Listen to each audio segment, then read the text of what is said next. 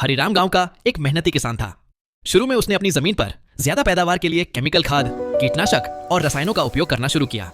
शुरुआती कुछ सालों तक उसे अच्छा मुनाफा भी हुआ। फसलें दिखने में भी सुंदर थीं और मंडी में अच्छी कीमत पर बिकती थीं। लेकिन धीरे धीरे जमीन की ताकत कम होने लगी। मिट्टी सख्त होती गई, केंचुए गायब हो गए और फसलों में रोग बढ़ने लगे। लागत बढ़ती गई पर मुनाफा घटता गया। हर साल ज्यादा रसायन डालने के बाद भी फसलें कमजोर होती रहीं। हरिराम चिंता में पड़ गया। आखिर गलती कहाँ हो रही है? एक दिन गांव में कृषि विज्ञान केंद्र से कुछ लोग आए और उन्होंने किसानों को वर्मी कंपोस्ट, केंचुआ खाद, जीवामृत और गोबर की खाद के फायदों के बारे में बताया। उन्होंने समझाया कि जमीन में रसायन डालते डालते मिट्टी की जीवंतता मर जाती है, जबकि प्राकृतिक तरीकों से मिट्टी दोबारा उपजाऊ बनती है।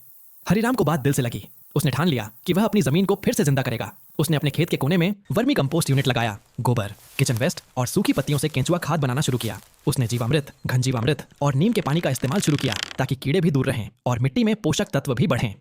शुरुआत में पैदावार थोड़ी कम हुई, लेकिन मिट्टी की खुशबू लौट आई। केंचुए दिखने लगे और फसलें स्वस्थ दिखने लगीं। कुछ सालों में उत्पादन भी सुधरा और रसायनों पर खर्च भी खत्म हो गया। हरिराम की फसलें स्वाद में भी बेहतर थीं और गांव के लोग उसके अनाज को ज्यादा दाम देकर भी खरीदने लगे। आज हरिराम गांव में जैविक खेती का मिसाल बन गया है। वह और भी किसानों को समझाता है कि मिट्टी को जहर से नहीं, प्रेम से सींचो, तब असली बरकत मिलती है।